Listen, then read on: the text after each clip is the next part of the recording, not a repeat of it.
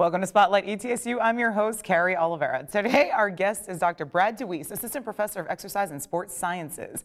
We'll be discussing Dr. DeWeese's recent experiences at the Sochi Winter Olympics and exciting news for ETSU. Welcome to Spotlight. How are you doing? I'm well. How are you? Wonderful. Thank you for being here. Thank you Super for having excited. You're the second person I've talked to, I've interviewed from our Olympic training site here at ETSU. I'm super excited about that. Plus, we're going to talk about like your successful Olympians and what's coming and whatnot. But let's talk about you first. What are you doing at ETSU? How'd you get here? How long have you been here? I've been here 8 months. Oh, God, like 5 seconds. Yeah. Oh, So hi, nice to have you. Took off my welcome to the party badge and Yeah, no, you're ready to go. integrated. So That's cool. So you've been here for 8 months. You started this academic year, and you were hired to teach what exactly? So I teach in the sports sciences, exercise physiology, sport nutrition, sport conditioning, and oversee some of the graduate stuff, like the studies as far as towards their thesis and dissertations. What do they do theses and dissertations about over there? Sports science. So we speed development, strength development, and different protocols to enhance, athleticism. So really the upshot of your program is how to improve athletic performance. Yes? 100%. It's all based on producing the best athletes we can. How did you figure out that's what you wanted to do when you were a kid? You were sitting around going, you know what I want to do? I want to train Olympians? That's a good question. I caused a little bit of problems in my house. My father was a coach. My aunt and uncle were coaches, and so I knew early on I wanted to be either a professional baseball player or a coach. And there was another side of me that wanted to go into aerospace engineering, which my mom was like, let's do that. Let's do that. So eventually, I think I fell to the dark side and knew I wanted to be a coach, was an athlete my whole life, and then the science part of me was able, I integrated. You converged them. I converged them. So then I was able to keep both parents happy. Are they both happy? They're yeah, very I bet happy. they're ecstatic. They're like, yeah, that whole coaching thing, that totally worked out. So where are you from originally? Asheville, North Carolina. Asheville, North Carolina. So you came to ETSU, you wanted to work here because of the faculty and the Olympic training site here. That's 100%. the reason why you came. So that's exciting. That definitely speaks to the awesomeness of our program. It's the only one in the nation. The only one in that we're the only university in the entire country that has an Olympic training site. And yeah, the degree in sports science. And sports science. And the Stones. And the Stones, which is very important. The Doctors Stone, yes, who basically brought the training site to ETSU.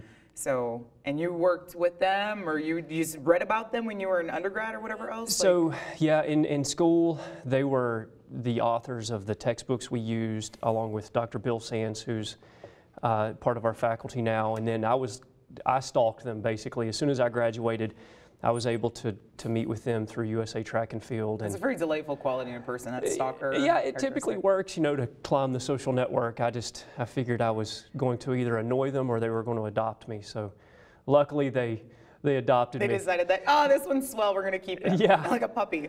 That's cool. So your specialty, do you have, I don't know if there are specialties in your discipline. So nutrition. Nutrition and speed development. So speed development. Is that not just running all the time and you get fast just by practice? Somewhat. I mean, you have to run appropriately. So part of my previous career, I used to be a track and field coach too for about 10 years. And so I was sprinters. So now my job is to take sprint development and apply it to Olympic sports. And most recently, your Olympic sport to which you've applied this to in the Sochi Olympics was? Bobsled. Bobsled. Totally did not expect that. So you had a bobsled team, took the bronze medal. Yes. Are there multiple bobsled events like distances or whatever else? There's all this. I don't watch Olympics. Hey, we got to get. I watch cartoons. We're gonna send you the live feed in 2 years for Rio. Rio, the Summer Games, Brazil. They don't even keep track of where they are. They're on they're like divisible by 4, all the years are. That's a good start. Yeah. See? So I know that. You can put that in your calendar and you fail safe. So Rio, but this year in Sochi, winter, you had bobsledders. We had bobsled. So they compete on the same track. In any track can be a mile to a mile and a half long. They hit speeds anywhere between 85, 90 miles an hour, but there's male and female bobsled. The female teams compete only in two-man. So they only have two people in the sled. The men. Really, we can't call it two-person? I know, it's the. Come on. I need to get with the 2014. Let's. I'm going to work on that. You True. tell them you work I on will. it. Okay, I will so change that. two-person bobsled. Two-person bobsled, and then the men compete in two-person and four-person. Excellent. And so we went into Sochi and were able to walk away with the bronze in both the four-man and the two-man, which was really big for us because at the end of the day, to be able to go onto a European track and walk away with a medal is big, because in Vancouver we won the gold, but that's a North American track. What's the difference? The Europeans, they have more access to those tracks because it's kind of like driving from here to Georgia. They can drive from Germany to Austria, and they can jump on those tracks where we have to fly, right, across the pond and then drive for many days to get to these tracks. And so the Russians. So what's different about the tracks there? Like that? Okay, so they have access to them and can practice them. So is it just like being able to like golf on the Augusta course? Like the more you do that, the better off you are. Okay. So yeah, and to understand the dynamics of why that's so valuable to have access is because typically speaking, when you go to practice every day for bobsled, you only get 2 runs a day. Why? It's so violent. I mean, you're sitting in, like Lolo Jones calls it, you're sitting in a metal trash can and then somebody kicks you downhill. And you go like 90 miles an hour. You're going 90 miles an hour and your head's just hitting the sides of the bobsled, and so you can't take multiple runs. It's just not healthy for the brain at the end of the day. So if you can only get in the bobsled 2 times per training day, what are you doing the rest of the time to become an excellent bobsledder? Lifting weights, and sprinting. Running. Yep. Sounds awful. It's a tough life. Workout, tan, take naps. Do your laundry. Do your like laundry. that, right? Yeah, GTO. Exactly. Yeah. So wait, I got distracted. So we have the Olympians in Sochi, 2-person and 4-person male bobsledders won bronze medals. Were you in Sochi? Were you there? No, when I moved to East Tennessee State from Lake Placid, New York, for the most part, I gave up my credential to go to the Olympic Games. Why? That's a crazy question. Sometimes I ask myself that. Because I wanted this position and really excited to be a part of the Olympic training site here and help it grow. Yeah. That, to me, along with the fact I could bring my family back home, was more important than going to the games. And so I had a really good relationship with my athletes in, bobsled, luge, skeleton, et cetera. And so I was able to communicate with them. And since we already had a pre-established coaching relationship, it was easy for me just to stay in contact with them while they were training for the last, few months going into Sochi, and then while they were at Sochi. But I would have not made that decision if it was all new athletes. But since you were like attached to them. Yeah. Wanted to see them. So since I knew them and they knew the workouts and they know how my brain worked and how crazy I am, it was easy to be able to text and make phone calls to coach them remotely. So you were watching on TV? Yeah. When they crossed the finish line. Were you really excited? I was a bit excited. You're like, yeah, that's my team. That's super exciting. I imagine it wasn't nearly as satisfying as like watching it live. No, I can imagine. Person. Although, I don't know, Sochi probably sucked, the weather anyway. Yeah, interesting, Sochi's a coastal town, and so to have the Winter Olympics was ironic, to say the least. And so, they had a lot of issues with keeping the snow up, but if you talk to the athletes, at the end of the day, they enjoyed their time there. And then one of my athletes, Johnny Quinn, enjoyed his time so much, he busted through a bathroom door and now is all over the media busting through doors. So he was the guy that broke through a bathroom. Have you heard that story? Your guy? Yeah, I make people strong enough to bust through bathroom doors. So if you ever get locked in. Winning. I'm so proud of you. Yeah. And impressed. So that's just as big as a medal, right? Being able to punch through a bathroom door? Yeah. It is metal punching through a bathroom door, let's be honest. I mean, it's more useful. It is. In any event. So our opening intro alluded to some exciting news for ETSU. What's the news? Can you tell us? We have signed, so the Olympic training site started with USA weightlifting. So we had 8 weightlifters here developing, their talents towards the Rio Olympics. Yes. And so now the second team we have added is USA Canoe Kayak. And so that's the slalom, the kayakers that paddle down the wild water. So they train out of Charlotte and Washington, D.C., Oklahoma City. So now we're going to be their hub for sports science and strength conditioning. So they come here for our services, and then I will also go to to meet them at their training sites and make them ready for 2 years from now. So basically, it's the water equivalent of bobsledding, except no sprinting. There's no That's running. true. Yeah, it's all upper body. Unless you can teach people to sprint on water, then that's a whole other That would be, level of talent. yeah, I would have an office in the Vatican at that You point. sure would. And they might make you the next pope. Yeah, I mean, I'm going to work on that. I doubt that though, but good luck. You could try. Thanks. So we're gonna train kayak. First of all, I didn't know that there were Olympic kayakers. So thank you. This has been an extremely informative conversation. I don't pay any attention to any of this stuff. I feel like a bad American. But in any event, so they're gonna come and you're gonna train them. Mm-hmm. So you can't teach them to run. So what are you gonna teach No, them? now it's a good question. I mean, our job is going to be to look at the demands of the sport, so we understand while they're in the boat what happens internally. So physiologically speaking, how hard is their heart working, what muscles are involved as they paddle. And then our job is to take that information and then put it into a training program that gets them through the water and around the gates faster than everybody else. So it's a lot of upper body strength, increasing their work capacity. But yeah, it's a unique challenge because again, we're all used to working with traditional sports that run, throw, jump. And this is a new thing for you. Never Yeah. trained boaters, I don't know what you would call them, generally people who are athletes in boats. Yeah, So this is gonna be cool for you. I'm excited. What if you're terribly bad at it? It's a chance I've got to take. It's, and that's the thing and that's the beautiful thing about coaching and science in general is the only way is to try. And if, to be the best, sometimes that means failing. Sometimes we'll lose one of those Olympics with the canoes and the kayaks. Are these outrigger canoes? Like I know I'm from Hawaii originally, so I think of canoes as outrigger canoes with like 5 people in them. Is that the kind of canoes they're? No, these canoes are built, so you do have a C2 team, so you do have 2 people in one category. Yeah. And then you have a C1, which would be an individual canoe boat, and then you have slalom kayak, which would be one person in a kayak boat. So they would have 2 blades, the other person has 1 blade in the water, or the team has 1 blade. And so they are supposed to be as light as possible to maintain the float, the body, so the athlete themselves have to be as light as possible but as strong as possible. How does that work? Because muscle's really heavy.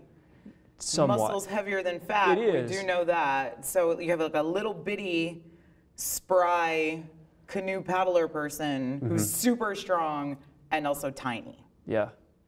Well, that's just like every other sport. I mean, if every You want to be sport, maximally strong. you want to and be as strong as possible, but easy to move. easy to move. So body weight is always a limiting factor in many sports. So for us, it's nothing new. You just have to figure out how to make it happen. How much does how much a person weighs matter more on land than it does on water? I mean, because you figure you have to pick up your own body when you're running, right? Yep. So you like haul that around. And so I realize you make a canoe heavier when you're heavier. But I mean, as you're gliding along the water, how much does body weight matter less? Honestly, it's hard to answer that question. I would say it's the same because you have to overcome gravity in both situations. But then if you think about it, the more you weigh and the boat is sinking, the stronger you've got to be to push yourself So if you're forward, floating to bring yourself back up. So the idea is that you want to be strong, but you don't want to have to produce more force than necessary against the water because you're your own enemy in the boat. So that's where we can't do training mechanisms that will make them heavier for no reason. So that's where we have to find that right balance in what we do. You just alluded to a sports psychology thing, I think, like you're your own enemy in the boat. And so when you're training Olympians, I imagine that their heads matter too, right? Oh. So how do you train an Olympian not to psych themselves out? They're going to Sochi, they're flying across the world to a place they've never been to compete with the most elite athletes on the face of the planet. How do you not go bananas on the plane over there? It happens more than you would think. I would imagine. And a lot of my athletes, without naming names, I mean, a lot of the high profile athletes, sometimes it doesn't matter how many Olympic Games they've been to, they still get in their own head. And so my job as the coach has always been to have somewhat of a higher emotional intelligence so I can figure out why they act the way they do. And sometimes it's not just the strength conditioning that matters. It's going to be, how can I get this athlete to believe in themselves? And a lot of the times, what I try to do is set up situations in practice to where they see themselves winning and successful. So we always have these short-term goals, or I give them the positive reinforcement that when they go to compete, they know that they're the most well-trained, well-prepared, and that they've been there, done that, to where they're almost happy to compete, where it's almost like, this is a game now because I'm so good. And I can do this. Yeah, and that's the difference between, and that's my coaching style, just because most of my athletes are adults. And so it's hard for me to be autocratic and go, you're going to do it my way, to someone who's in their 30s as well. Right, so, you'd be like, you know what, I'm not going to do it like that. I'm going to find another coach. Like, I don't have to put up with you. Exactly. Kind of thing. So it's more of a peer-to-peer relationship where we have a lot of democracy, and I try to, again, instill confidence in what they do, and it typically works. I mean, it's just because you always have to value the psychology of the athlete along with the physical aspects. If you're not paying attention to that, it's not going to work. Nothing's going to work. No. I mean, nothing. That's true of everything about human beings. Like, their minds are incredibly complicated. Do you pick an athlete, or do they pick you? Like, a little bit of both, but nowadays, when I coached in college, it was all about, you go recruit the best athlete you can with your budget.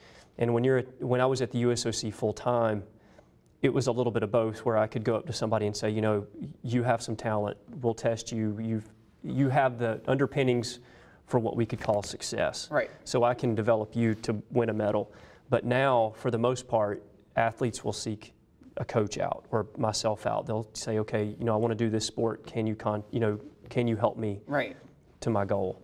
And it's, I'm just kind of in a good situation now where I can, based on my workload that I have here at ETSU or outside, I can say yes, no, or if it's a good fit humanistically. It's like, I want to make sure that I can get along with this person and that we have the same values. Yes. Because younger coaches, sometimes because you want success, you'll bend your own decisions or your own morals or your own beliefs to work with somebody that's got talent. Yep. And now, because you figure your notoriety and your ability to coach further down the line is going to be contingent upon that person's success, and then all of a sudden you lose yourself. Exactly. In all of that. And then you're no good to anybody. No good. Because you don't know what you're doing anymore. Yes. Man. So who trains coaches? Like, how did you get to be a coach even? How does that happen? Really, the only way to train a coach is through mentorship. And so what you do is you attach yourself to a master coach, if you will, or somebody who's been successful, and you learn from them. Is that what you guys call them? Master coaches? That's a trendy term. Do you get like a hat or a sash? We don't get a green jacket, but we get selvage jeans we can roll up like this, and that's very hipster of you. Very hipster. Your shoes aren't showing on the thing. I wish we could see your shoes, because those are pretty fabulous too. If they just come with the package. The master coach gets the flashy shoes. Mm-hmm. Right on. Okay, so you find a master coach, which again, of course, is a relationship that you have to there they are. Now we can see your shoes. Those are pretty fabulous. So I imagine they have to pick you too. So it's this, I feel like there's a lot of rejection that could happen in a high elite sports. There is. Like, you think you're good. Like, I beat everybody. I beat everybody I know. I beat everybody in like a 200-mile radius. Oh, please coach me in my kayak. You're not good enough. Wait, what? Does that happen? It does. People cry. Do people become investment bankers after that?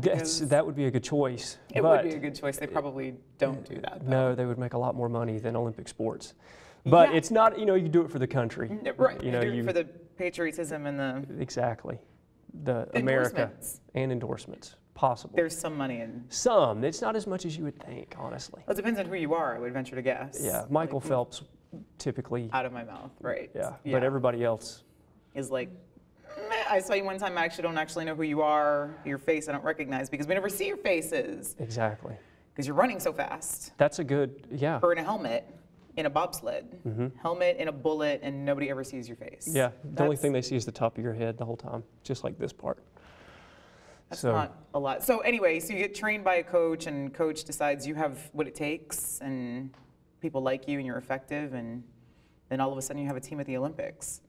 Man, how cool is that? It's pretty cool. You said your dad was a coach growing up? Yeah. So what did he coach? He coached baseball. He coached semi-pro baseball in North Carolina. Did some part-time scouting for the Dodgers, and so it was, for me, you know, it was all baseball. I mean, it wasn't pushed on me, but it was, yeah.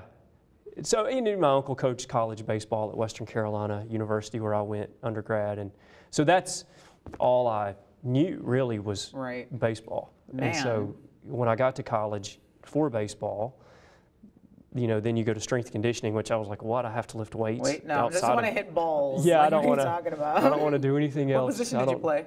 First base, which again was my limiting factor because, you know, I'm not the biggest guy. No.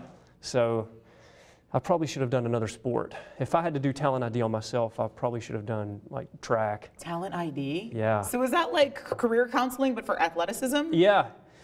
That would be a good way to put it. So a person could walk into your office and be like, so I'm athletic, I just don't know what the best sport for me is, and you can be like, well, here's what you're good at, and so here's the sport you should be pursuing? 100%. Shut up. And it's gotten so outlandish, if you will, now that we can take a DNA swab and we can look at genetics in you know, coinciding with limb length, fiber type, like if you're more fast twitch, slow twitch, we can look at all that. I'm sorry, you just used a whole bunch of words I didn't understand. You said fiber type. Yeah. What is that? So that means like, you know, you have muscle inside your body. I don't have any muscle. I'm sure you do. But other people do. So a person with muscle, right? So there are different types of classifications of muscle as far as how fast it can produce force. If it's going to be able to work a long time, so if you can go out and run in the woods all day like a distance runner, or if you can, you know, pick a bale of hay up and throw it really far. Oh. So what we can do is we can look at what type of muscle you're made of, and then we can say, okay, based on that, based on your genetics, based on how tall you are, your arm span, leg length, your decision-making process, your ability to predict. Wait, so you do like psychological tests too, or like intelligence tests? Mm-hmm. You can do intelligence testing, their ability to overcome adversity. It's called grit. Grit! I love the concept of grit. Yeah. Yes, it's important in a variety of aspects in one's life. Yeah, everybody should have grit. Everybody should have grit. It's a highly variable quality though in a human being. Mm-hmm. Wait, I was gonna ask you something. Damn it, I got distracted. I said damn it on TV, sorry. Shoot, so I was gonna ask you about, okay, so based on all this testing, you have DNA, you have intelligence tests, you have like what kinds of fibers your muscles are made out of. What is the hardest athlete to be? Like what is the most demanding? Wow. Physically and psychologically, if you put all that together. I could be totally wrong, and I would say this is just my opinion. That's true. Okay, you're allowed to your opinion. I think it totally depends. I mean, you know, some people in America. That's your opinion? It depends? It totally depends. I'm a politician, right? It depends. That's so uninteresting. No, I would always like to say that the decathlon, because being in track and field and having to do 10 events over 2 days, and it's aerobic, you know, with the mile at the very end, then you have to jump, you have to throw, you have to sprint, you have to hurdle. To me, that is the Renaissance athlete who has to be able to do everything and tolerate a lot of events over a short amount of time. And to be able to train for it takes a lot of dedication, because you have to be able to partition all those skills, you know, every day. Do decathletes tend to be equally good at all of their events? Typically they're going to be better at some than others. Are there like some types of events, like the throwing events versus the running events like that, or? Yeah, I mean, most of them are going to come through a power speed, so they'll be really good at the jumps and the sprints, and then they'll, you know, based on body size, because they have to be able to do everything else, they may suffer a little bit in the throws. But because you have to be able to run, you know, at the end, you have to be able to run the mile. Yes. So, yeah, it's, you know, if you took them out of their event and you put them in the open, you know, javelin or the hurdles, they're not going to be as good as the world's best, but they're going to be pretty close. And so I think for me personally, just because I'm you know, coming out of track, I think the decathlon, but then I look at biathletes who've got to, you know, ski, then all of a sudden they stop, and then they've got to be able to stand still and shoot, you know, a target 5 times, and if they miss, they've got to do a penalty lap. Like, I would hate to be out there that long on skis. That sounds terrible. It is. Like, none of this actually sounds any fun. You know, being an elite athlete does not sound like it's any fun. So I imagine athletes think it's fun though, I hope. Yeah, I mean, you're addicted to the pain. It's that grit. It's the endorphins. And the grit, but mostly the endorphins. Yeah. You get high on yourself. Okay, so I think I have muscles that could make me walk for days. I can't run anywhere, not even from a bear. A bear's gonna get me. I know, see you laugh, it's funny, but it is funny. But I could walk for days, and so what does that mean? My butt's made out of like So that would mean fiber. it's like what we call is like if you have endurance or the capacity to carry an event out for many hours, that's like slow twitch. Slow twitch. twitch. That's what the word you used was. That's what I was looking for. Twitch. Yeah, twitch. So that just is how fast the fiber twitches. Yeah. That's how very discreet. And so slow twitching. So that it's not as much force. It's not going to fatigue. But it's not going to fatigue. Yeah, it's got a lot of blood flow. It can burn energy. But there will be more no efficient. bursting of any kind of strength or speed or anything like that. The bear's going to get you. But if the bear was really, you come on my show and you tell me I'm going to get eaten by a bear. I hate to do it. I just don't like lying. All right, that's fair. I can't hassle you about that. So as opposed to so fast twitch people are the ones who are going to like throw something really quickly, or sprinters are, and you can measure. So your muscles have a natural twitch, or can you train? You can train it. Your muscles to twitch differently. We're born with a certain twitchy disposition, but you can train it over time. But you can't take a mule and make them a stallion. It's just the mule is just going to be a more muscular, a little bit faster mule. That's really nice. So I bet you tell that to your athletes. That's like, listen, you're coming here a mule. That's how I get them the confidence. I just call them mules. No. You mule, get out, you're too slow. Yeah. Although you are meatier than when you came in. And tougher. Nobody wants that one. It has maybe more grit. That's exciting. So are you really excited about we're gonna train kayakers and canoers. Canoers? Mm-hmm. We call them paddlers back home. That could work. Okay, I'm gonna call them all paddlers. So you're gonna train the paddlers, and they're all gonna come from Ohio, and where did you say? So Charlotte, North Carolina they have an Olympic training site for their whitewater center. So they have So specifically, they're training the water skills, and they're gonna get shipped out here like in crates or something. They're gonna travel out here and work with you folks over here for the conditioning component of all of that. That's a lot of training and traveling and exhaustion just to be in a canoe. To be the best, you have to be elite. So going to Rio, are you feeling, I know you said you've never trained kayakers before. Are you excited? Are you optimistic? You're gonna do a great job? I think we're confident. We're gonna win medals?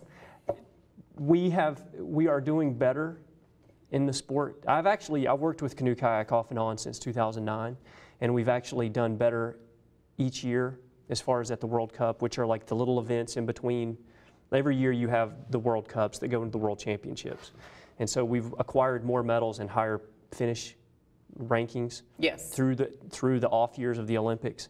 And we have a really young team. So I think in Rio, that's probably going to be the best we've had in a long time. And this year, which is really cool, is we are hosting World Championships for the first time in 25 years on American soil. Where? Oh my gosh. Come on now. I can't remember. I know this is bad. Deep Creek. Deep Creek? Yeah. Is that a place? It is a place. Okay, somewhere in the United States. Somewhere in the United States. So in Deep Creek, we'll have, in September, we're going to have World Championships. And so that's the really cool thing is, the students that assist us with the canoe kayak team are going to get to go, and that's the joy of this is to be able to expose all these other, the younger generation of sport coaches and scientists to international competition. And it's really this... Set a bar, man. Set a bar. Yeah. To be able to go to World Championships and hear people go, USA. That's going to be the most exciting thing ever. I wish you and your team a whole lot of luck and skill and science and whatever else. I'm sure you'll do fabulous. I would not suggest you call your team mules and whatever else. It has been delightful to talk to you. Thank you so much for being here. We've been here with Dr. Brad DeWeese from the Exercise, Sport, and Science program. We will see you next time on Spotlight ETSU. Thank you for joining us.